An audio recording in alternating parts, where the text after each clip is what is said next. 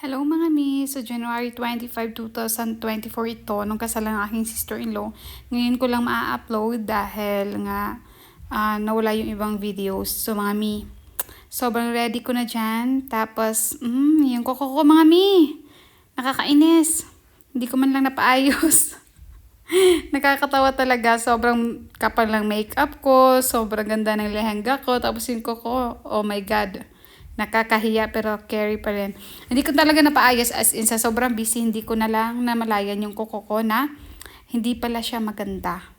So ayun na nga mga mi, nag-start na yung kasalan.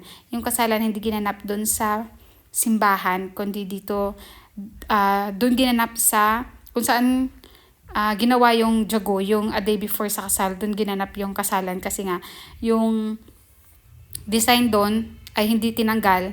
Tapos sabi ng husband ko na dito na lang daw gagawin yung kasalan dahil nga maganda pa naman yung setup ng jago. So hindi pa pinatanggal, so dito na lang at okay naman yung pare, yung tinatawag na babaji dito, wala namang problema.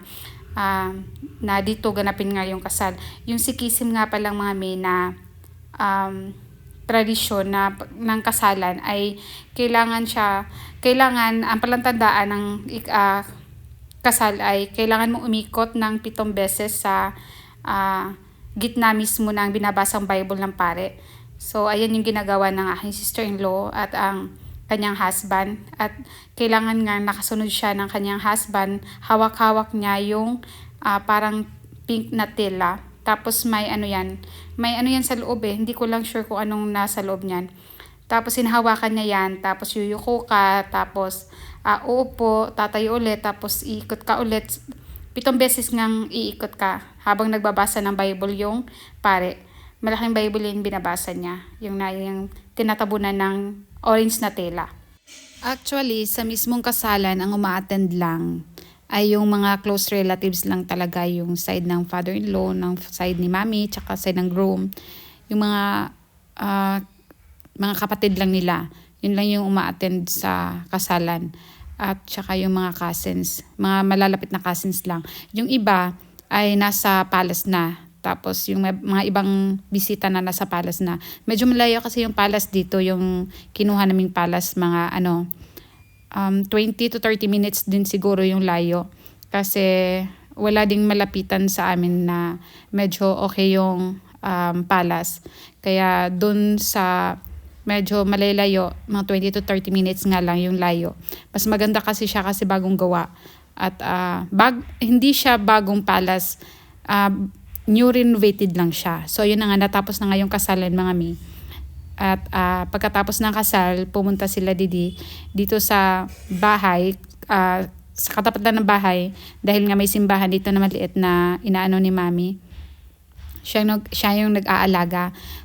Tapos pumunta muna dun sila para mag-prayer, at saka pagkatapos nun ay nag-photo shoot muna sila sa may gilid kasi may kahoy na malaki dyan na parang baliti sa atin. May mga design ganun.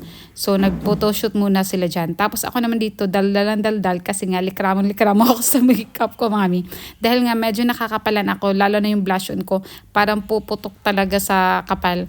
Actually, maganda naman siya, kaya lang, makapal lang talaga yung pagka-makeup niya.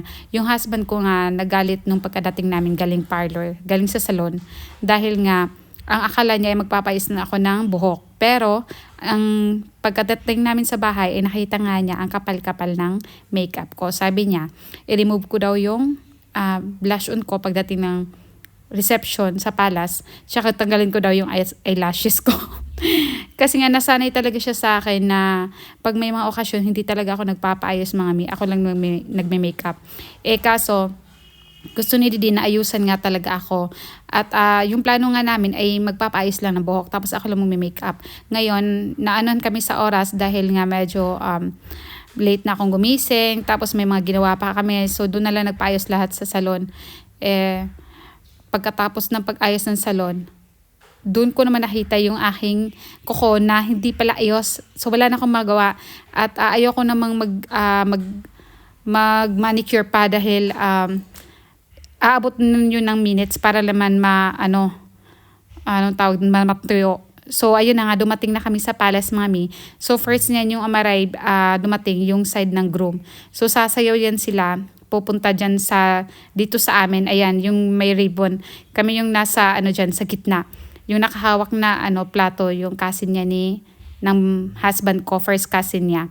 Siya yung, parang may isusubo siya dun sa groom. Tapos, ikakat nila yung ribbon. Tapos, hihingan niya namin ng pera. May pera kami niyan, mga 7,000 ata yung binigay. Tapos, hindi na ako nakihati. Sila lang, si Nito at saka yung asawa ng kasi ni husband, si Gordon. Silang dalawa na nagatian. Sabi ko, hindi na ako makikialam dyan. Kayo na lang. Sa inyo na yung pera. So, ayan na nga, nag-serve na nga sila ng mga panghimagas, mami. Dito sa loob, iba nga yung reception sa loob at iba yung sa labas. Kasi dito sa loob, ang siniserve nila dito, yung mga omelette, pakura, mga sweets, and mga klase-klase mga pagkain. Doon kasi sa labas din, iba yung siniserve. May mga popcorn doon, mga salad, may mga barbecues, may mga dosa, may mga noodles, at doon din umiinom yung mga bisita.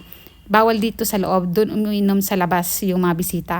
So, ayan na nga, si Didi, ayun, kumakain na siya doon sa kabilang table. Kasama niya yung kapatid ng asawa niya, at itong naka-white ay kasi naman ang asawa niya, joint family kasi sila. So, ayan si Gurlene, yung asawa ng kasi ni husband. Siya yung sunod-sunod ni Didik kasi hindi ako pwede dahil sabi ko sa sister-in-law ko na hindi ako pwede magtayo ng matagal dahil namamaga yung paa ko. So, naintindihan naman niya. Pero, naintindihan niya din na kailangan din ako ni mami kasi nga si mami hindi din maganda yung niya.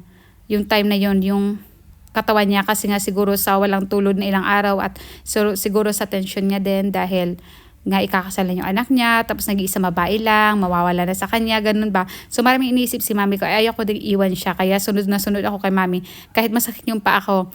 Tapos naman, pabalik-balik lang ako kay mami, kay Didi. Si Didi kasi medyo mas sa kanya, kailangan talaga ng atensyon, kaya hindi ako pwede dahil pag tatay ako na matagal, namamaga talaga yung paa ko. Ilang days na siya bago pa yung kasal, namamaga na yung paa ko dahil nga siguro sa panahon. Tapos, nung kasal na nga, sobrang baga na niya, sobrang namamaga na talaga siya. Kaya pa upo-upo na lang ako, hindi na ako masyadong lalakad-lakad. Tapos, ayan pala, yung pre-wedding shoot pa lang yan ang sister-in-law ko tsaka yung husband nga niya. Ginanap yan sa Jaipur. So, yung pre-wedding shoot nila as in sobrang ganda. Kudos talaga dun sa team photographer nila, yung mga videographers. Ang gaganda talaga para silang gumawa ng Bollywood, para silang mga Bollywood star, para silang gumagawa ng cover song, ng Indian song, parang ganon. So, yung gumastos niyan ay hindi kami, yung side ng groom. Dahil sila yung nag-demand niyan, gusto nila ng pre-wedding shoot. Kaya sila yung nagbayad dyan, hindi kami. Tapos naman yung palace talaga, tradisyon talaga sa India na ang nagbabayad ang babae. Pero, ewan ko sa ibang religion. Pero talaga mostly ang babae ang nagbabayad sa palace. Tapos, yung DJ at saka yung MC at sumasayaw, ang bumayad doon ay yung groom side, sabi ng husband ko. Sila daw yung gustong magbayad. At mas malaki nga lang yung gasto ng kasalan dito, mga mi. Actually, yung mga kasalan dito sa India, mga mi, pinaghahandaan talaga nila dito sa India. Talagang hindi mo masasabi kahit mga wala silang, kung sabihin na nating, kahit hindi wala silang kaya, kahit yung mga mga normal lang na tao, hindi naman sinasabi ko na normal na tao, yun bang hindi nagtatabaw sa ibang bansa, yung nasa dito lang sa India, talagang pinag-iipunan talaga nila, kahit gano'n man kahirap, pinag-iipunan nila yung mga kasal kasal ng mga anak nila. Talagang may nakalaan para sa mga anak nila, para sa kasalan. Ganun dito sa India, kaya sobrang matipid talaga sila sa pera dahil nga, may mga sila may mga nga sila, parang agenda na sila. Ginagawa nilang kunwari may 3 silang anak or 4. So, kung sa saktong edad na parang ikakasal na nga siya, minakhanda na yung pera para sa kanila. Ganon dito sa India, pinaghandaan nila. At dito naman ganon din sa aking sister-in-law. Pinaghandaan talaga namin to na ilang years. Kasi nga nag-iisa din siyang babae. Kaya todo puwersa talaga kami na gawin lahat para maging maganda yung wedding niya kasi nag-iisang babae lang siya. At yun, dapat sana ako nakaano doon, dyan yung mga sumasayaw. Kasi si sister-in-law, nagsasayawan ata sila ng husband niya yan. Pero dahil hindi nga pwedeng sumayaw ako na matagalan, sabi ni mami na, sige, umupo ka na lang dyan. Ayan, nakikita nyo yan, si father-in-law ko. Kakatayo ko pa lang yan para sumayaw. Kinuha na ako. Sabi niya, sayaw ka dito kahit saglit lang. Tapos ayan naman, yun yung first cousin ng aking husband. Side yan ni mami. So sobrang babait talaga nila. Lalo na yung si Pabi, yung asawa ng cousin ni husband. Sobrang babait talaga nila dahil hindi talaga nila ako iniiwanan. Talagang kung saan sila pupunta, tinatawag nila ako. Tapos pag nakaupo naman ako, ayaw naman nilang, parang pag gusto nilang sumayaw, ayaw naman nilang sumayaw pag hindi ako sumama kasi nga natatakot silang iwan ako kasi nga bili ni mami na kung saan ako uupo, doon din daw sila. Kasi nga dito sa India mga lalo na pag bago ka pa lang nila nakikita, may iba kasing mga kamag-anak na hindi pa nila ako nakita. So nag-a-approach sila sa akin, nag-hello at medyo hindi ko lang pero alam niyo na yung term pag ganon. Basta may mga ganon dito na nag-a-approach nga sila at gusto nga ni mami na pag may nag-a-approach, meron sa side, merong kumbaga hindi ako nag-iisa. So ganon. Kaya ayan, medyo okay na yung pa ako dyan. Hindi masakit nung time na yan. Pasayaw-sayaw na ako. Pero ilang minuto lang, na ulit yung mga pa ako. Tapos tuloy, uupo na naman ulit ako, tapos sasayaw na naman ulit ako. Alam mo, sobrang saya niyan kahit medyo sad sa gabi niyan kasi nga sa pagkatapos ng kasalan ay ng araw naman yan, ikukunin naman talaga yung sister-in-law ko. So, hindi na siya titira sa bahay, hindi na siya tutulog sa bahay na yan ng araw na yan dahil doon na sila titira sa bagong bahay niya. Pagkatapos nga ng kasalan ay pupunta sila dun sa bahay namin para may gagawin silang tradisyon din. Parang inom sila ng tubig na may gatas. Tapos, pagkatapos niyan, magbababay na kami. So, sobrang iyakan namin as in talaga. Pero hindi ako nag-video. Dahil hindi ko kaya yung mag-video ako na parang sobrang, hindi ko alam kasi yung sister-in-law ko talaga. As in, sobrang love ko talaga. Napaka-caring kasi, hindi ko talaga ma-explain yung pagkabaita niya. Maldita nga siya na, hindi siya maldita na pag may mga things na, kunwa hindi maganda sa akin, talagang sinasabi niya sa akin at nafe-feel ko talaga yung love niya sa akin. So, ayan nga si daddy, si mami, tapos yung brother-in-law ko, si husband, at ako yung nasa gitna. So, last picture na nga namin yan mga dahil kami nga yung pang last, tapos sunod naman yan ay yung sa side naman ng groom. So maggagabi na yan mga 6:30 PM na ata yan, magsi-7 na. At di ba wala na mga table dahil nga hinakot na nila. So ilang oras din inabot yung program, pero hindi pa kami tapos niyan kasi may mga kainan pa sa loob sa palace mismo dahil nga hindi pareho dito sa India kasi pag may mga ganitong kasalan, hindi lahat. Di ba sa Pinas, pag sabing kainan na lahat. Dito kasi sa India, kasi dito sa India, last na yung kakain yung side ng groom at side ng bride. Tapos, magbi-video pa yan sila, may mga, anong tawag dyan, photo pa. So, yan na nga yung mga natira sa pagkain. Hindi ko na na-videohan yung iba dahil nga late na kami. Kakatapos nga lang ng program. Tapos, pero may nakalaan naman para sa amin. Magkaiba kasi yung para sa talaga, yung nagse-celebrant.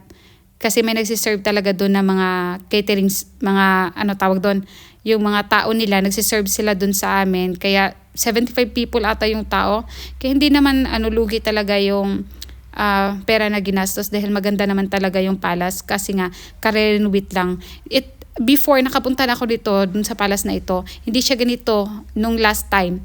Tapos ngayon nagulat ako nung pagkapunta namin. Sabi ko, ay, ito pala yun, hindi siya sobrang iba talaga niya kasi nung last time sobrang simple lang ng palace. Ngayon kaya pala mahal siya kasi dahil maganda talaga. Nagbago na lahat ng mga tables, lahat ng mga upuan at design ng Kesame. Bye-bye.